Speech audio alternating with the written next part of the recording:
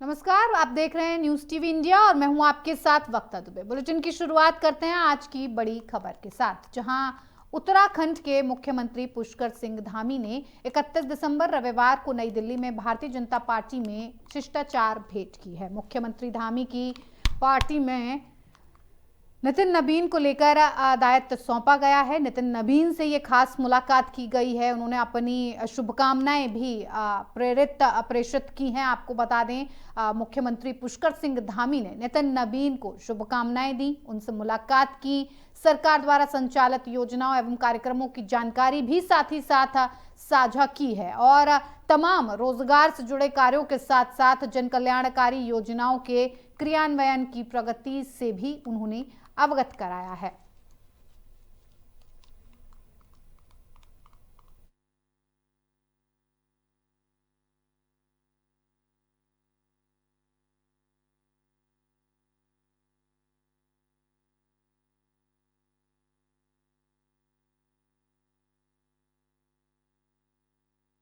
गई ये मुलाकात सीएम धामी ने की नए दायित्व की बधाई भी दी है। सीएम धामी ने नितिन नबीन से मुलाकात की और उसके बाद उत्तराखंड में पार्टी की मजबूती पर चर्चा भी हुई है। आपको बता दें कि दिल्ली पहुंचे मुख्यमंत्री पुष्कर सिंह धामी और पुष्कर सिंह धामी ने नितिन नबीन के साथ मुलाकात की और इस मुलाकात में आपको बता दें उन्होंने अपनी तरफ से बधाई भी प्रेषित की, शुभकामनाएं दी, नया कार्यभार संभालने की शुभकामनाएं दी। साथ ही साथ ऐसे तमाम मुद्दे रहे जिन पर दोनों ही नेताओं ने बैठकर उस पर चर्चा की, विचार विमर्श किया, क्योंकि नए दायित्व के बाद अब उत्तराखंड में जो पार्टी है उसकी मजबूती पर भी चर्चा करना बेहद जरूरी हो गया था। ऐसे में सीएम धामी ने नितिन नबीन से तमाम ऐसे मुद्दे रहे जो चर्चा के लायक थे और उन पर चर्चा भी कहीं ना कहीं की गई। तो नितिन नबीन से ये मुलाकात काफी खास और अहम मानी जा रही है, क्योंकि दिल्ली पहुंचे थे सीएम पुष्कर सिंह धामी जो कि उत्तराखंड के मुख्यमंत्री हैं। नितिन नबीन से मुलाकात करते हैं, उन्हें शुभकामनाएं देते हैं और उसके साथ ही साथ उनके नए कार्यभार की जो एक दायित्व है, जो बधाई है, वो भी उन्हें प्रेषित करते हैं और तमाम मुद्दों पर चर्चा भी करते हैं।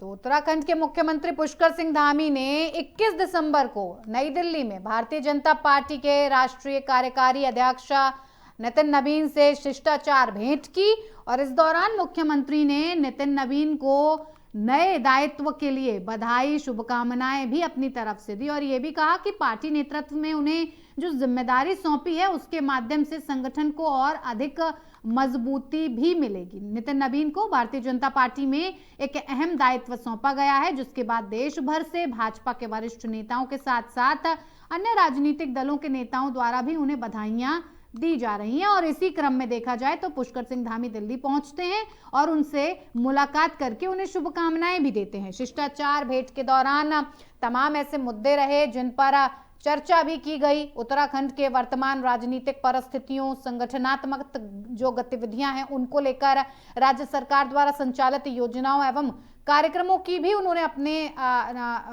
इस मुलाकात में ये पूरी जानकारी साझा की।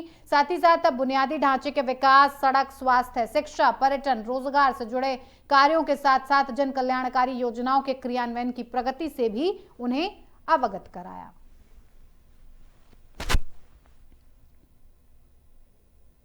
उत्तराखंड के मुख्यमंत्री पुष्कर सिंह धामी सांसद खेल महोत्सव के उद्घाटन अवसर पर हेमवती नंदन बहुगुणा खेल स्टेडियम पहुंचे, जहां उन्होंने विधिवत कार्यक्रम का शुभारंभ किया और उस मौके पर खेल प्रेमियों और कार्यकर्ताओं ने मुख्यमंत्री का जोरदार स्वागत किया। स्टेडियम में उत्साह और खेल भावना का माहौल भी देखने को मिला। सांसद खेल महोत्सव में कुमाऊं मंडल के विभिन्न जनपदों बागेश्वर, चंपावत, अल्मोड़ा और पिथौरागढ़ की टीमें प्रतिभाग कर रही हैं। प्रतियोगिताओं के तहत बॉक्सिंग, फुटबॉल, बैडमिंटन और क्रिकेट जैसे खेलों का आयोजन किया जा रहा है। विभिन्न आयु वर्गों के खिलाड़ियों ने प्रतियोगिताओं में भाग लेकर अपनी प्रतिभा का प्रदर्शन शुरू कर दिया है।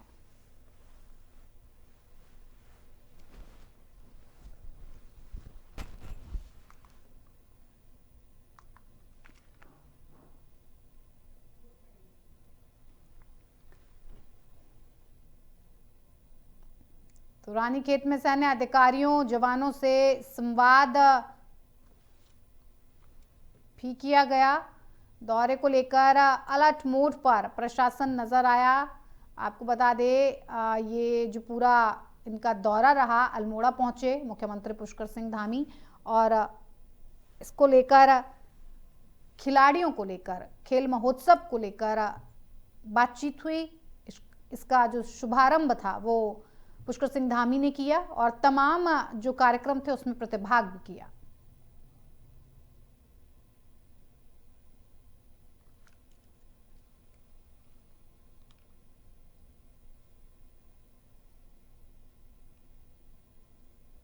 आपको बता दें कि अल्मोड़ा पहुंचे मुख्यमंत्री पुष्कर सिंह धामी और खिलाड़ियों के साथ संवाद करते हुए भी नजर आए।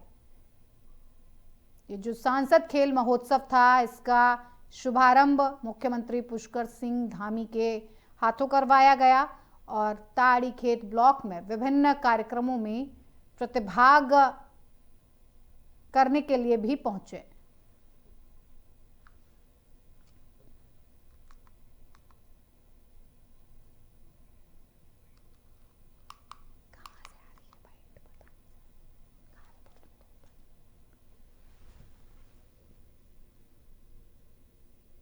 तो प्रतियोगिताओं के तहत बॉक्सिंग, फुटबॉल, बैडमिंटन और क्रिकेट जैसे खेलों का आयोजन किया जा रहा है। विभिन्न आयु वर्गों के खिलाड़ियों में प्रतियोगिताओं में भाग लेकर अपनी जो प्रतिभा है उसका प्रदर्शन शुरू कर दिया है और इस पूरे सांसद खेल महोत्सव का शुभारंभ मुख्यमंत्री पुष्कर सिंह धामी ने किया है। पुष्कर सिंह धामी इस मौके पर पहुंचे।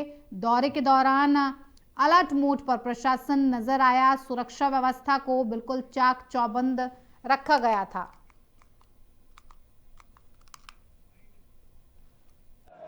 जागेश्वर धाम की, अष्ट भैरव की, नव दुर्गा की आज अल्मोड़ा में आयोजित सांसद खेल महोत्सव के अवसर पर मंच पर आसीन अभी जिनका आप सब लोगों ने संबोधन सुना, लगातार इसके संयोजन को, इसके आयोजन को आगे बढ़ाने का काम जिन्होंने किया, लगातार खिलाड़ियों के बीच में, हमारे बच्चों के बीच में पिछले दिनों से लगातार और इस प्रतियोगिता के समापन तक रहने वाले हैं। ऐसे अल्मोड़ा पिथौरागढ़ लोकसभा क्षेत्र के लोकप्रिय सांसद और भारत सरकार के मंत्री आदरणीय अजय टम्टा जी, भारतीय जनता पार्टी के जिलाध्यक्ष महेश दयाल जी, विधानसभा जागेश्वर के लोकप्रिय विधायक मोहन सिंह मेहरा जी, जिला पंचायत के अध्यक्ष हेमा गैड़ा जी, मेयर अल्मोड़ा भाई अजय वर्मा जी, पूर्व विधायक अल्मोड़ा श्री कैलाश शर्मा जी, पूर्व विधायक और विधानसभा के पूर्व उपाध्यक्ष आदरणीय रघुनाथ सिंह चौहान जी, राज्य उद्यमिता महिला परिषद की उपाध्यक्ष श्रीमती गंगा बिष्ट जी, गौरव पांडे जी, पूर्व अध्यक्ष रमेश भोगड़ा जी, रवि रौतेला जी, सुखी एकता बिष्ट जी, विनीत बिष्ट जी, गिरीश खोलिया जी, दर्शन रावत जी, ललित रटवाल जी, श्री गोविंद सिंह कुलवाल जी, पूर्व जिलाध्यक्ष और सभी हमारे मंचासीन सभी अतिथिगण, आए हुए सभी महानुभाव, अभिभावकगण, हमारे सभी शिक्षकगण, सभी प्रशिक्षक और पूरे लोकसभा क्षेत्र से यहाँ इस प्रतियोगिता में भाग लेने के लिए आए हुए हमारे सभी खिलाड़ी, हमारे प्यारे बच्चे, छात्र छात्राओं, मीडिया के सभी मित्रों का मैं आज इस सांसद खेल महोत्सव के शुभारंभ के अवसर पर आप सभी का हार्दिक स्वागत करता हूं, आप सबका अभिनंदन करता हूं और मेरे लिए भी ये बहुत हर्ष का विषय है कि मुझे आप सबके बीच में इस शानदार 3 दिवसीय सांसद खेल महोत्सव का शुभारंभ कर अल्मोड़ा पिथौरागढ़ लोकसभा संसदीय क्षेत्र के कोने कोने के आए हुए सभी हमारे युवाओं के बीच में, नौजवानों के बीच में, प्रिय छात्र छात्राओं के बीच में और खिलाड़ियों के बीच में उपस्थित होने का शुभ अवसर प्राप्त हुआ है। साथ ही हमारे लिए बड़े गर्व की बात है कि आज हम जहां एक और प्रदेश को राष्ट्रीय और अंतर्राष्ट्रीय स्तर पर यहां पर गौरवान्वित करने वाली अल्मोड़ा की बेटी सुश्री एकता बिष्ट को भी आज हम लोगों ने यहाँ पर सम्मानित किया है। वहीं खेल प्रतियोगिताओं को निभाने वाले अनेक महानुभावों को भी आज यहाँ पर हम प्रोत्साहन और उनको सम्मानित करने का कार्य कर रहे हैं। साथियों, भारत की युवा शक्ति हमारे देश की सबसे बड़ी पूंजी है, जो अपने अथक परिश्रम से, प्रतिभा और संकल्प के बल पर भारत को समृद्ध और सशक्त और आत्मनिर्भर बनाने के स्वप्न को साकार करने की क्षमता रखती है। यदि इस ऊर्जा को सही दिशा में, सही प्रकार से उसका मार्गदर्शन किया जाए तो हमारा देश न केवल एक आर्थिक शक्ति के महाशक्ति के रूप में उभरेगा, बल्कि आने वाले समय में पुनः महिला कांग्रेस कमेटी उत्तराखंड की नवनियुक्त ऑब्जर्वर पूनम पंडित का प्रथम उत्तराखंड आगमन हुआ और इस मौके पर प्रदेश कांग्रेस मुख्यालय देहरादून में प्रदेश महिला कांग्रेस कमेटी द्वारा उनका हार्दिक स्वागत एवं अभिनंदन किया गया। पूनम पंडित ने तमाम महिला कांग्रेस की महिलाओं के साथ बैठक की और आगे की रणनीति पर चर्चा हुई। इसको लेकर उन्होंने प्रेस कॉन्फ्रेंस कर जानकारी दी। उन्होंने कहा कि उत्तराखंड महिला कांग्रेस में अपार संभावनाएं हैं। संगठन को जमीनी स्तर पर और अधिक मजबूत करना, महिलाओं की समस्याओं को प्रमुखता से उठाना तथा कांग्रेस की विचारधारा को हर वर्ग तक पहुंचाना मेरी प्राथमिकता रहेगी। सभी कार्यकर्ताओं के सहयोग से संगठन को नई ऊंचाइयों तक ले जाने का प्रयास किया जाएगा। प्रदेश महिला कांग्रेस अध्यक्ष ज्योति रौतेला ने अपने बयान में कहा कि पूनम पंडित जी का अनुभव और मार्गदर्शन उत्तराखंड महिला कांग्रेस के लिए अत्यंत महत्वपूर्ण सिद्ध होगा।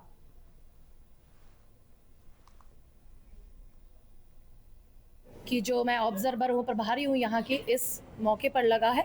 यहाँ पे महिला कांग्रेस मीडिया बंधु को सपोर्ट मिलता है, बहुत ही ज़्यादा, बहुत सपोर्ट मिलता है। तो मैं आज प्रेस वार्ता को शुरू करते हुए सर्वप्रथम अपनी अध्यक्षा आदरणीय ज्योति रौतेला जी से अच्छा, तो मैं प्रेस वार्ता को आगे बढ़ाते हुए मैं अनुरोध करती हूँ करने का एक विचार है, जिसपे एक डिस्कशन हम लोगों का हुआ और 70 विधानसभा में किस तरीके से हमने जाना है, कब से सम्मेलन शुरू करने हैं, किन इश्यूज पे हम लोगों ने बात करनी है, जनता के बीच में जाना है, उन सब चीजों को लेके एक डिस्कशन हुआ है। देखिए, जो आज का दौरा मेरा एज ए प्रभारी लगा है उत्तराखंड में ऑल इंडिया महिला कांग्रेस की तरफ से, एक हमारी कार्यकर्ताओं की सिर्फ मीटिंग थी। आज कार्यकर्ताओं की मीटिंग में इतनी सारी महिलाएं, इतनी दूर दूर से कि कोडी गढ़वाल मंडल, कुमाऊं मंडल, सभी पदाधिकारी यहाँ पर आज मौजूद रही है और आने वाले समय में ये मीटिंग तय करेगी इस उत्तराखंड की महिला कांग्रेस की राजनीति को, महिला कांग्रेस को जो हमें आगे बढ़ाना है। दूसरी बात, महिला कांग्रेस के साथ साथ हमें यहाँ की महिलाओं की आवाज उठाना बेहद जरूरी है। यही जो आज इस कार्यालय में उत्तराखंड के जो हमारा प्रदेश कार्यालय, जो महिलाएं बैठी है, ये तमाम जिलों में, ब्लॉकों में महिलाओं के लिए, महिलाओं की मजबूती के लिए और भी हमारी जो युवा अवस्था की बेटियां हैं उनकी आवाज उठाने के लिए यही महिलाएं आंदोलन भी करेंगी, जैसे पीछे किया था। कोई है और उत्तराखंड में महिला, सिर्फ महिला कांग्रेस की अध्यक्ष के अलावा किसी महिला ने अंकिता भंडारी की आवाज उठाई हो, जो भाजपा की महिलाएं कहती हैं कि हम ये करेंगे, महिलाओं के लिए वो करेंगे? है क्या कोई महिला कांग्रेस की, भाजपा की पदाधिकारी जो कह सके कि मैंने अंकिता भंडारी की आवाज उठाई है? और आज भी वो मुद्दा संसद बना हुआ है। तो ऐसे मुद्दों के लिए और बेटियों की आवाज, उनकी शिक्षा के लिए आज वो आंदोलन करके, धरने करके, कहीं ना कहीं कितनी तकलीफ उनको महसूस होती हो कि आज वो पढ़ी लिखी अच्छी कलम लेके बैठे। आज यहाँ पर मनरेगा का जो मुद्दा, बताइए क्या किया? मतलब तुम लोग नाम बदल करके देश को गुमराह करने का काम कर रहे हो और यहाँ उत्तराखंड में भी धरना चल रहा है उसके लिए। तो हमारी जो भी जरूरत होगी, महिला कांग्रेस की प्रभारी होने के नाते महिलाओं के लिए इस उत्तराखंड में जो भी बन पड़ेगा करेंगे। हम लोग वैसे भी आंदोलन जीवी लोग कहे जाते हैं, तो आंदोलनजीवी है, इस देश को आजाद कराने वाले लोग आंदोलनजीवी ही हैं। और आज भी ऐसे भेड़ियों से, अंकिता भंडारी जैसी कितनी बेटियों, कहीं तो छुप जाता है, कुछ छप जाता है, ऐसे जो भेड़िए हैं उनसे बचाने के लिए चाहे हमें कुछ भी करना हो, इस दायरे में रह करके हिंसा के साथ में। इधर हरिद्वार के जमालपुर सीतापुर क्षेत्र में आपको बता दें कि एक घर में अचानक से आग लगने से इलाके में अफरा तफरी सी मच गई। आग की लपटें उठती देख आसपास के लोगों ने तुरंत इसकी सूचना फायर ब्रिगेड को दी। सूचना मिलते ही अग्निशमन विभाग की टीम मौके पर पहुंची और कड़ी मशक्कत के बाद आग पर काबू पाया जा सका। फायर ब्रिगेड की तत्परता के चलते आग को आसपास के घरों तक फैलने से रोक लिया गया। आग की चपेटों में आने से घर में रखा घरेलू सामान पूरी तरह से जलकर राख हो गया। हालांकि राहत की बात यह रही कि इस घटना में किसी भी तरह की कोई जनहानि नहीं हुई। अग्निशमन विभाग के अनुसार समय रहते कार्रवाई किए जाने से एक बड़ा हादसा टल गया, लेकिन फिलहाल आग लगने के कारण क्या थे, इनको लेकर जांच पड़ताल जारी है।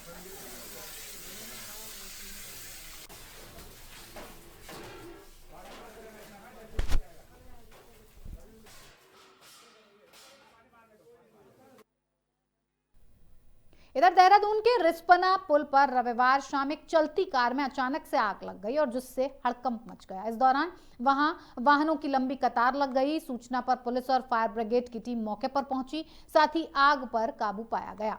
आग पर काबू पाने के बाद पुलिस ने बताया कि कार में 4 युवक सवार थे जो आग लगते ही कार से नीचे उतर गए। युवक का छिद्दरवाला की तरफ से आ रहे थे और ये लोग हल्द्वानी के रहने वाले हैं। रविवार को देहरादून के व्यस्त रिस्पना पुल पर उस समय अफरा तफरी मच गई जब चलती एक कार में अचानक से आग लग गई। आपको बता दें कि आग लगते ही युवकों ने अपनी सूझबूझ दिखाते हुए तुरंत वाहन से बाहर निकलकर अपनी जान बचा ली। मौके पर पुलिस पहुंची, फायर ब्रिगेड की टीम पहुंची और कड़ी मशक्कत के बाद आग पर काबू पाया जा सका। मौके पर मौजूद पुलिसकर्मी रविंद्र सिंह ने बताया कि ये युवक आयुष एकेडमी से क्रिकेट खेलकर लौट रहे थे, तभी अचानक गाड़ी में आग लग गई। गनीमत रही कि इस घटना में किसी प्रकार की कोई जनहानि नहीं हुई है।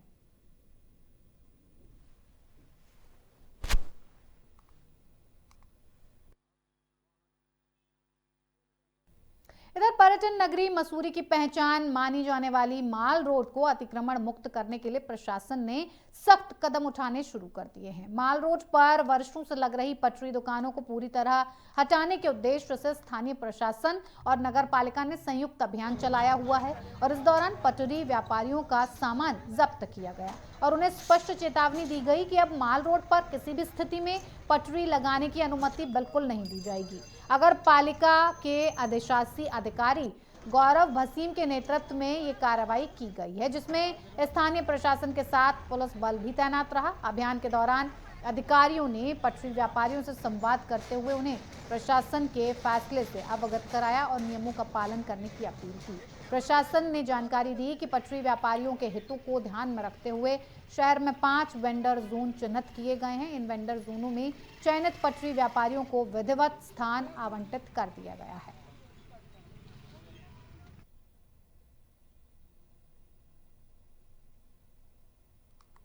कई दौर आयोजित किए गए, उसमें शुरू से ये तय था कि जो मॉल रोड है उसको टूरिस्ट के लिए और हमारी जो स्थानीय जनता है उनके आवागमन के लिए नो वेंडिंग जोन घोषित किया गया था। और विगत में कई बार जो पटरी व्यवसायी हैं उनको भी इस संबंध में सूचना दे दी गई थी।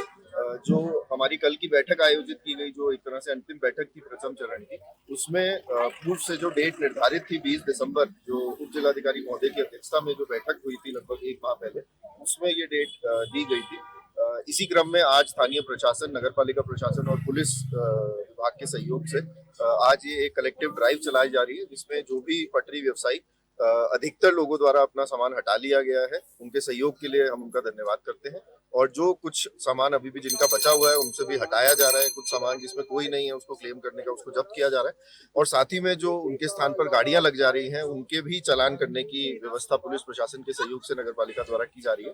तो आज जो हमारा प्रथम दिन है मॉल रोड को नो वेंडिंग जोन डिक्लेयर करने का, इसी क्रम में स्थानीय प्रशासन और पुलिस के सहयोग से नगर पालिका द्वारा आज की कार्रवाई की है। क्या मानते हैं, ऐसे में पटरी व्यापारियों का आरोप है कि सही चिन्हीकरण नहीं हुआ है, टीवीसी ने गलत चिन्हीकरण किया है, तो अब क्या माने चिन्हित आपने कर लिया, वो लास्ट है कि अभी भी चांसेस है? देखिए बिल्कुल नहीं, जो टीवीसी की अभी तक की कार्रवाई है वो 2016 की हमारी पथ फेरी नियमावली के अंतर्गत की गई है और इसी में यह प्रावधान है कि कोई व्यक्ति जिसे लगता है कि किसी अपात्र व्यक्ति का चयन हो गया है या वह पात्र है और गलत तथ्य या जानकारी प्रोवाइड करके किसी वजह से उसका चयन नहीं हो पाया है, तो वो अपनी जो अर्जी है वो नगर पालिका में या तहसील में दे सकते हैं और आगामी आने वाले समय में जो टीवीसी की बैठक होगी उसमें उस संबंध में आवश्यक कार्रवाई। ये जो पटरी व्यापारी है पूरी तरीके से अब माल रोड पे फ्री जोन दिखेगा, ये तो तय मान रहे हैं? बिल्कुल, जो मॉल रोड है वो पूरी तरीके से नो वेंडिंग जोन रहेगा और वर्तमान में नगर पालिका ने जो डीवीसी ने जो 5 स्थान चिन्हित किए हैं उन स्थानों पर पटरी व्यवसायी को शिफ्ट किया जा रहा है। पटरी व्यवसायी जा भी रहे हैं वहां पर और आने वाले समय में अन्य वेंडिंग जोन में भी जो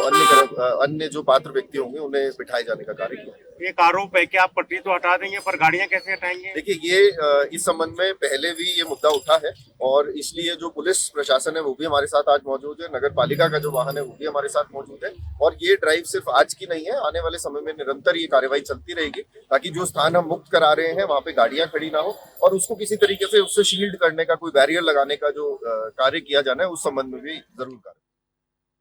इधर मसूरी के ऐतिहासिक कंपनी गार्डन का नाम बदलकर अटल उद्यान करे जाने को लेकर भारत रत्न पूर्व प्रधानमंत्री अटल बिहारी वाजपेयी की आदमकद मूर्ति का भव्य अनावरण किया गया है। भाजपा प्रदेश अध्यक्ष महेंद्र भट्ट, कैबिनेट मंत्री गणेश जोशी और नगर पालिका अध्यक्ष मीरा सकलानी ने संयुक्त रूप से मूर्ति का अनावरण किया और इस दौरान अटल जी अमर रहें के नारों से पूरा उद्यान गूंज उठा। कैबिनेट मंत्री गणेश जोशी ने कहा कि उत्तराखंड का निर्माण अटल बिहारी वाजपेयी की दूरदर्शिता का परिणाम है। अंग्रेजी शासनकाल के नाम कंपनी गार्डन को बदलकर अटल उद्यान किया जाना गुलामी के प्रतीकों के अंत और राष्ट्र नायकों के सम्मान का प्रतीक है। भाजपा प्रदेश अध्यक्ष महेंद्र भट्ट ने यह कहा कि देश भर में गुलामी से जुड़े नाम बदले जा रहे हैं और महान विभूतियों के नामों से ऐतिहासिक स्थलों की पहचान बनाई जा रही है। उन्होंने कांग्रेस पर भी निशाना साधा और कहा कि जनता ही तय करती है कि कौन राम के वंशज हैं और देवभूमि की जनता बार बार राम के नाम पर विश्वास जता चुकी है।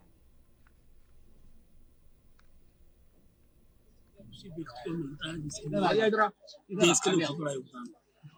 हम लोग उत्तराखंड वासी हैं, हमारे तो हृदय में अटल जी वास करते हैं क्योंकि ये जो राज्य हमारे सम्मुख है उस राज्य के निर्माता अटल जी है।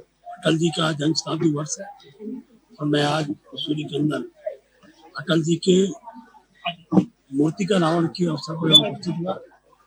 मैं यहाँ के हमारे जो विधायक है मंत्री गणेश जोशी, यहाँ के चेयरमैन मीरा सकलानी, आभार व्यक्त करता हूँ। उन्होंने बहुत बड़ा काम किया है और अंग्रेजों के गुलामी शासन काल में जिस गार्डन को कंपनी गार्डन के नाम जाना जाता था, आज से उसे अटल उद्यान के नाम से जाना जाएगा। एक बहुत बड़ा प्रेरणादायक अंश है और धीरे धीरे देश के अंदर से जो गुलामी के प्रतीक है वो समाप्त हो रहे हैं और देश की आजादी के जो मान बिंदु है, आजादी के जो महापुरुष हैं, उनके नाम पर ऐसे अनेक सारा नामकरण हो रहा है। गोवा के एक रिसोर्ट में बीते दिनों हुए भीषण अग्निकांड ने पूरे देश को झकझोर कर रख दिया था और इस दर्दनाक हादसे में 25 लोगों की मौत भी हो गई थी, जिनमें उत्तराखंड के 9 निवासी शामिल थे और इन 9 में से 4 लोग उसी रिसोर्ट में कार्यरत थे। इन्हीं में से एक सुमित भी था, जिसकी असमय मृत्यु से उसके परिवार पर दुखों का पहाड़ टूट पड़ा।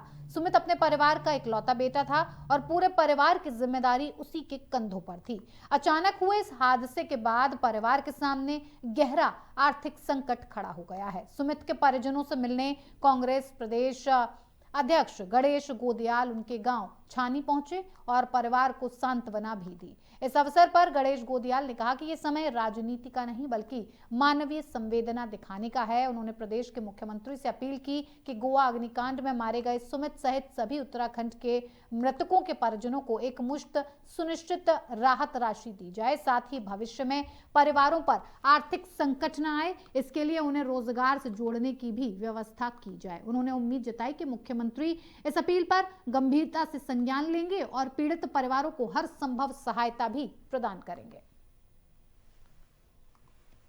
एक रिजॉर्ट में हुए अग्निकांड में 25 लोगों की जानें गई, उसमें से 9 लोग उत्तराखंड से थे। उन 9 लोगों में 5 लोग कर्मचारी थे, उस रिजॉर्ट में काम करने वाले कर्मचारी थे, और 4 लोग उत्तराखंड मूल के दिल्ली में रहने वाले लोग पर्यटक के रूप में वहां गए थे।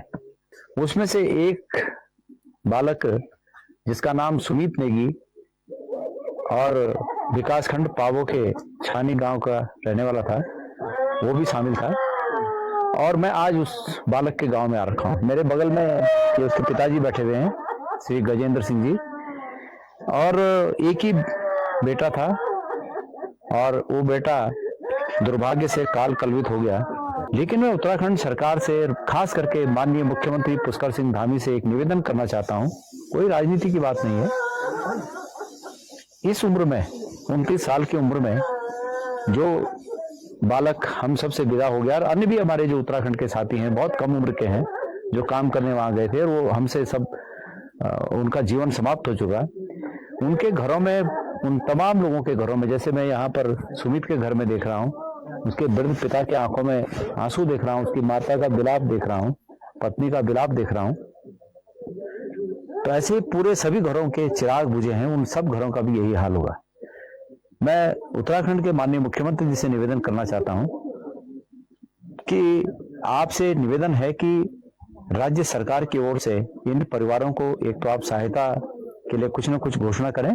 मेरा हाथ जोड़ के निवेदन है, मैं कोई इसमें राजनीति नहीं है, सबकी तरफ से हम हाथ जोड़ के आपसे निवेदन कर रहे हैं कि राज्य सरकार की ओर से इन परिवारों को कुछ राहत की राशि के लिए आप स्वीकृति दें।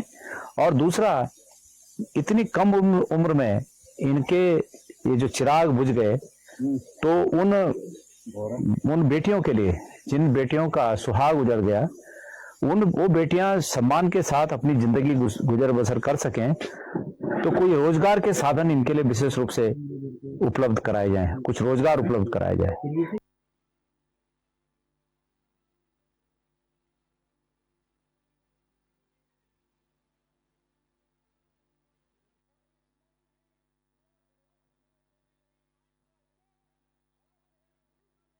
और चलिए अब बात कर लेते हैं उत्तराखंड के मौसम की। तो उत्तराखंड में मौसम के 2 अलग अलग रंग देखने को मिल रहे हैं।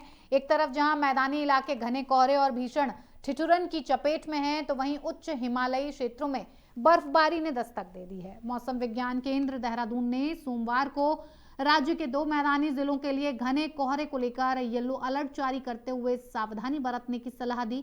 तो वहीं 4 जिलों में बारिश और बर्फबारी की संभावना जताई। देहरादून, हरिद्वार, ऊधम सिंह नगर, रुड़की और ऋषिकेश जैसे मैदानी क्षेत्र पिछले कई दिनों से घने कोहरे की चादर में लिपटे हुए हैं। कोहरे के कारण दृश्यता 50 मीटर से भी कम रह गई है, और जिससे रेल और हवाई सेवाओं पर बुरा प्रभाव पड़ा है। कई ट्रेनों में देरी भी हो रही है और जॉलीग्रांट एयरपोर्ट पर उड़ानों के संचालन में कठिनाई भी आ रही है। मौसम वैज्ञानिकों के अनुसार इस साल पश्चिमी विक्षोभ के तुलनात्मक रूप से निष्क्रिय रहने के कारण पोस्ट मॉनसून सीजन प्रभावित हुआ है।